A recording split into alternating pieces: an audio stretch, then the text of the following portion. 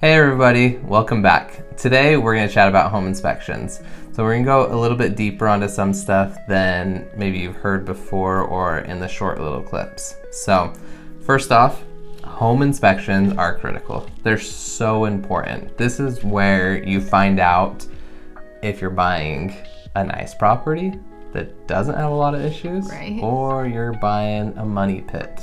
So nobody wants to buy a money pit. I mean, some investors do, I guess. That's their thing. But if you're an investor, right, it's totally different. We're talking to the average home buyer right now. Nobody wants a money pit. Right? Investors want that value add. They want to come in. Sometimes they want to take it down to the studs and beautify it, and that's great. But we're talking about your personal residence for home inspections right now.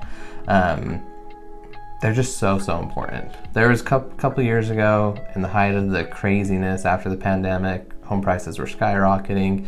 People were foregoing inspections. We're happy to say that we never had to have a client do that. We were able to get deals done while doing inspections, while giving everybody peace of mind. Full inspection periods. Not even just a couple days. 2 weeks, a week, at the least. So that's a little bit of bragging and tooting our horn, but it's also because we believe so heavily in how important they are. Some people just don't understand the gravity that they hold. There's so many issues that you could be walking into when purchasing a house, and if you have no idea about it, it can put you underwater fast. Yeah. And it can be an incredibly difficult situation to go through. You want buying a home to be a good experience, not walk in and a month later have massive repairs that you weren't expecting and you lose your house potentially. Most people are already pushing their cash limits and their financial limits just to buy. And so if you buy something and then you get hit with emergency repairs that are expensive, it can be just an extremely difficult and stressful situation to go through. And like you said, some people lose their houses over it because they can't afford the repairs plus the mortgage or whatever else is going on in life. So with that, they're so important that you also need to know who you're working with. Not all inspectors are created equal. Just like not all real estate agents or lenders or anybody else in the housing industry, builders, anything. There's great ones, there's not so great ones. So you have to know who you're working with. Yeah. If you already know somebody and you know they're great, that's awesome, use them. If you don't know someone, ask around, read reviews. Your agent should be able to recommend somebody that's great. Your lender might be able to, friends, family, but don't just look up the first person on the internet and just assume they're good. Yeah, I mean, I would go as far as to say, if you don't know somebody specifically that does home inspections and that you know the quality of their work, I'd say lean into your agent, your professional partner, because they do it month in, month out. They've used several companies. They know who does the best work. They know who is the most thorough. The one you can trust. The one you can trust. Yeah. And so I would say really lean into your professional partners on that side of it, because you just don't want to have an inspector do your house that doesn't put time and care into it and leaves you in a mess afterwards. You would hate for something big, I mean even something small, but especially something big to get missed that now falls on your shoulders. So common inspections that get done and things that we recommend, it's going to be different depending on where you live. Every inspection company generally has like the common home inspection. It's going to be their base cost, and this is what it costs per the size of your house to get the majority of the house inspected. But some other common inspections that you have done or can have done are going to be meth tests, are going to be sewer scopes, are going to be radon tests. Those are kind of the big ones in Utah, where we're at. Radon's a big deal here in Utah. So if you have a basement and stuff like that, it's more common with basements. Or you live in certain areas. Yeah, radon gas, if you've never heard of that. We're not going to go into all the technical terms on this video, but if you're interested in it, go ahead and look it up. I'm sure it'll scare you or something. So but yeah, meth is one we don't let our clients not do. Especially in Utah. It's a huge issue here, and it's in the houses that you wouldn't expect. The nice houses, the elderly people's houses, the ones, not the ones you would say are like meth lab houses. Yeah. They're the nice houses. They're not the drug houses. Yeah. You know, so in Utah, I believe the statistic lately is around 1 in 10 houses will test over the legal limit. And we've had several of our clients' houses that they're looking to buy test over that limit. And that's not a situation you want to get stuck in. So, for health reasons as well as cost reasons, you'd hate to walk into it, find out later, and have that extra added cost to remediate the meth to make it safe for you to live in. It can be tens of thousands of dollars to remediate.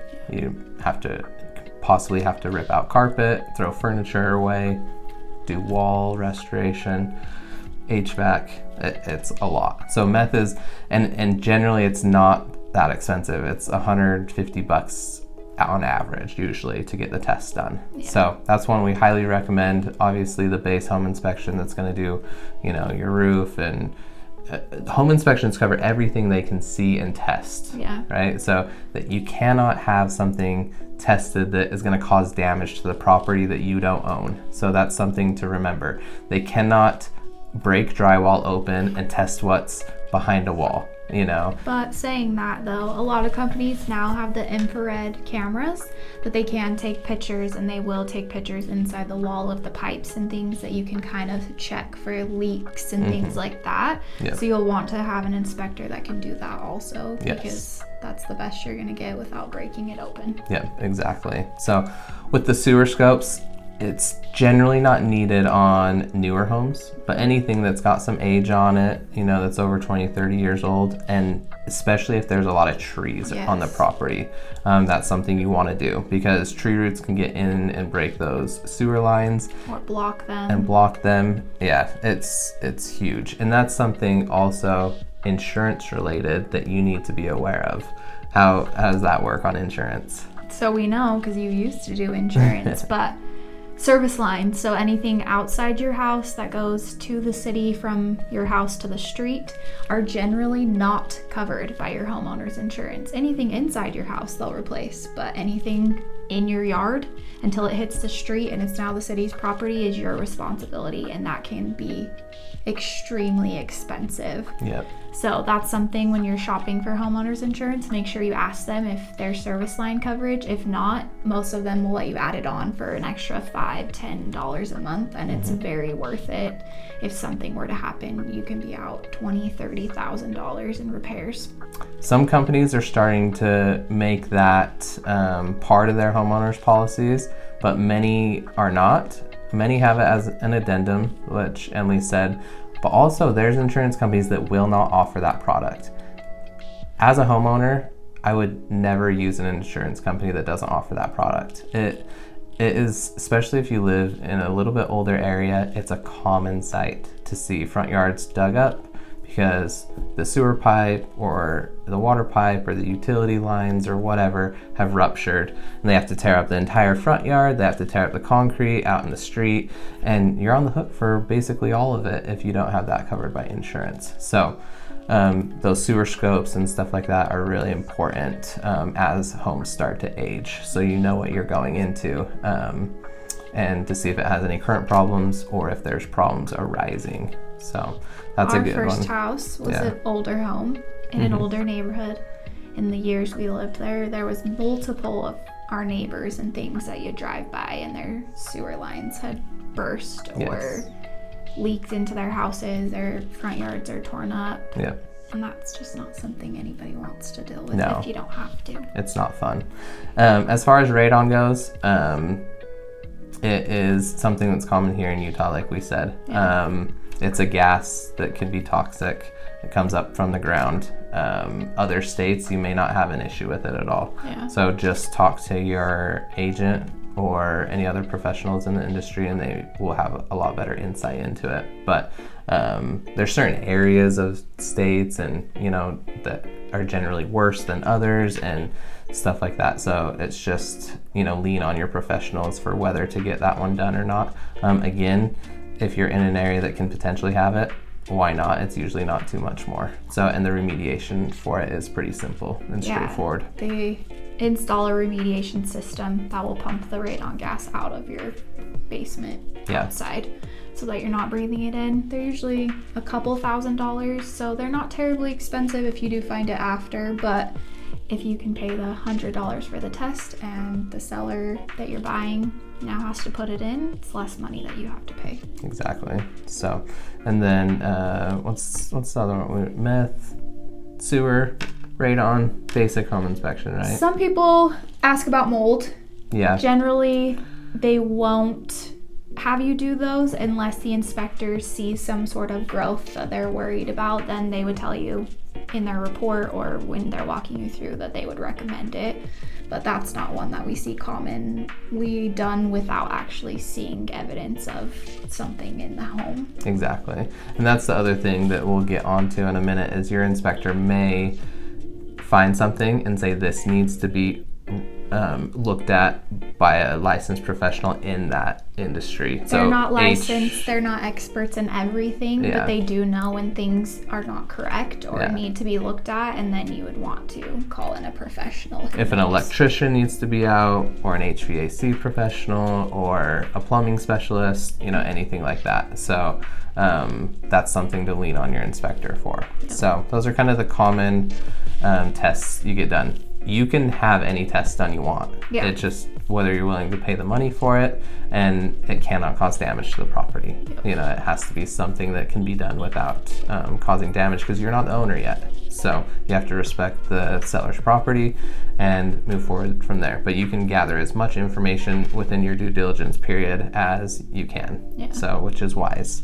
So let's move on to the day of the inspection. Kind of walk us through that. So generally, the inspections are a few hours, depending on who it is. The inspector will go ahead of time. They will do their whole walkthrough, do any tests. Certain tests, they bring in machines like the radon, they do ahead of time and test it for a few days. Other things, they test there and you get results later. But they'll do all the work they need to, and then usually the last 30 minutes or so, you come with your agent, whoever you want to bring, if your parents want to come, if your dad's an expert at handyman stuff, maybe you bring your dad, Don't all dads think they're experts at handyman stuff? Yeah. I mean, I think I am, even though I'm not, right? So you're better than you used to be. But you'll come the last 30 minutes. They usually will walk you through the entire property. They will tell you the big things that they've seen or the things that they really want you to be aware of. And then they also will show you like the main water valve, where your furnace would be, where all the like major systems are, so that you know where those things that you need to know are in the house. Yep. Like Emily said, they don't have time to go through the full report, right? Yeah. So the report is structured in a way, it's long. It goes by topic and area of the house, roof, exterior, interior, foundation, all these types of things, right? Systems. And so your reports can be 40, 50, 60 pages long depending on the size of the house. They're long reports, and the purpose of the report is to point out almost everything that's not perfect. That's their job, is to find everything that's not perfect with the house. Even new construction, they will still find things. A lot of things. Yeah. There's no such thing as a perfect house. No. And so that's why it's important to understand the report. Usually they're color coded. Yep. Kind of every company has a different color code system, right? But they'll break down into general maintenance, what's behind on maintenance, what to be aware of for upcoming maintenance, maybe things that aren't super severe but maybe coming up in the next few years. Things maybe you'll want to look into. Maybe the roof needs replaced in 5 or so years. Maybe the furnace is starting to age, or the water heater is coming to the end of its expected life. It may have a couple of years left on it. Yeah. And then they're gonna have their critical items, right? Yeah. Things that this needs to be looked at right now. This thing needs to be looked at by a professional in that specific area. Those are the things that you want to pay attention to the most. Those are the concerns that you should have on a report. Yep. And so generally you're going to have a lot of the maintenance items, right? And then upcoming things. Every house is like that. There's just, every house goes through its life cycle, and depending on the age of the house, you may be hitting a major maintenance part of the life cycle. I mean, to be honest, how many of us are recaulking our windows every year and not me, cleaning out our air ducts and all the things that they find in the inspection that they're like, you should do this maintenance? It's usually you buy a house, you move in, you get the maintenance done, or you're selling a house and you do some maintenance to sell it, and then nobody does it again until they're ready to sell.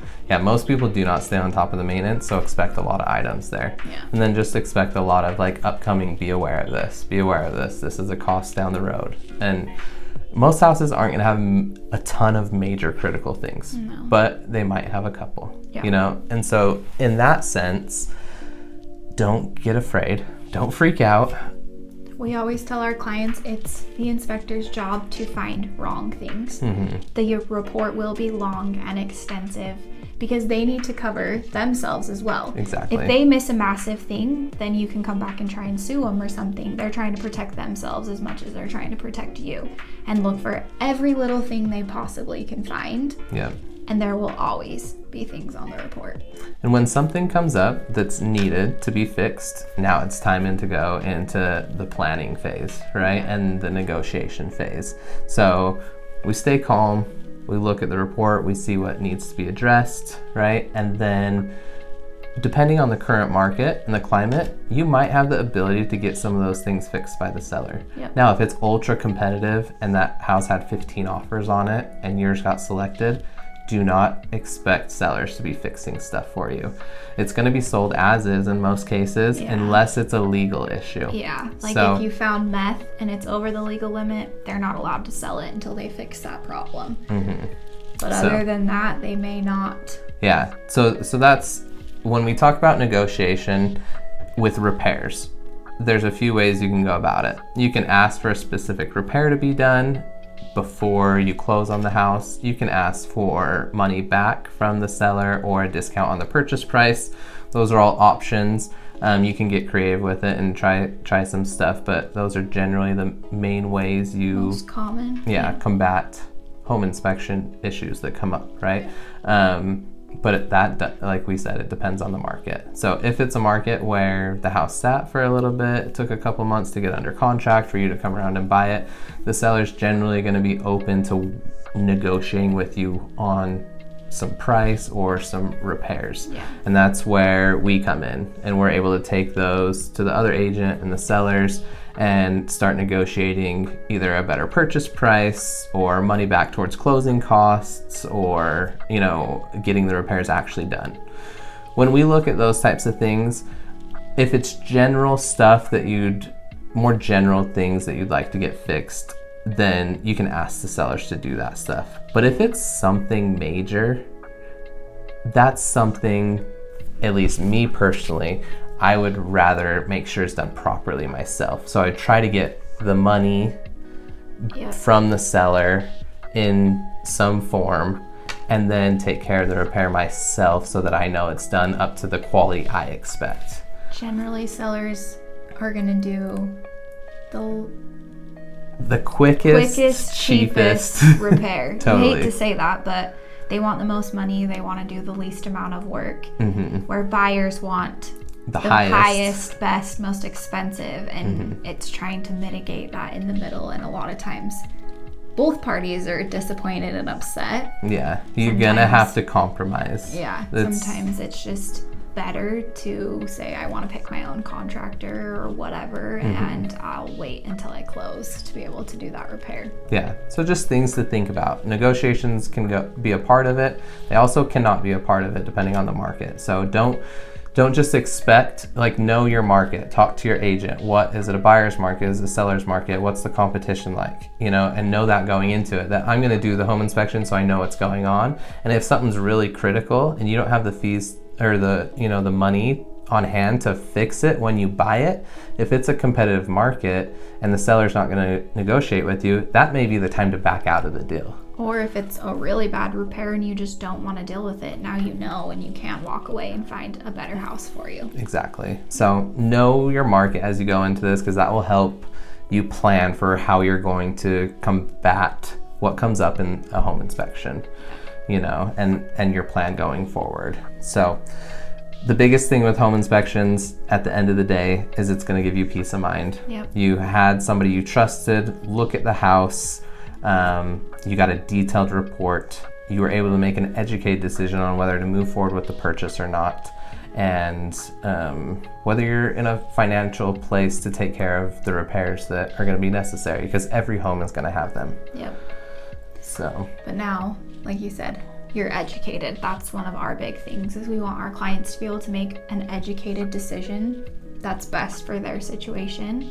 And that's why we believe home inspections are so important, because it gives you that education on your home that you want to purchase.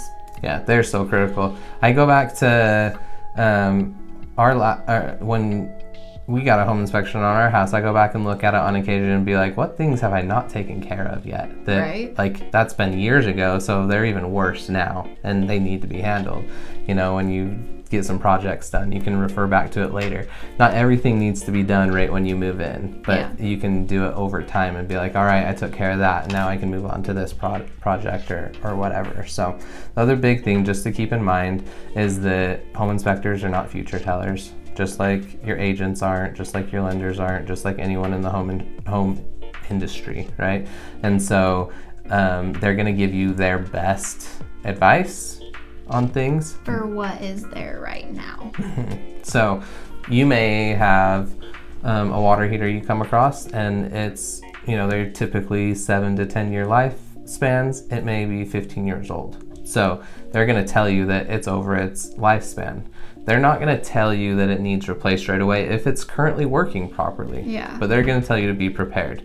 Guess what? That water heater could work for another 10 years, 15 years. That was our house. You just never know, you know? But it could also go out tomorrow if it's over the lifespan. Even if it's under the lifespan, it can go out tomorrow. And hopefully that doesn't happen. But just know that your home inspectors, your agents, they're going to try to help you mitigate those risks as much as possible. But when you own something, things happen, and there's always continued maintenance. Yeah, there are maintenance costs that come with owning a home, and you just have to be prepared for that. Yeah. So hopefully you learned a little bit about home inspections and understand a little bit more why they are so important. So you don't get stuck in a money pit. So, because that wouldn't be fun. And if you're a first-time home buyer, that's the worst experience ever. Right. So, got anything else for them? No. If you have a good inspector you love that is in Utah, we'd love to know their name. We have some great ones we work with, but we're always looking for good people. Or if you've had some good experiences, let us know in the comments. Or bad ones, I guess, on why you really should get a home inspection. Yep, that's fantastic. Okay. Have a great day, everybody. See ya.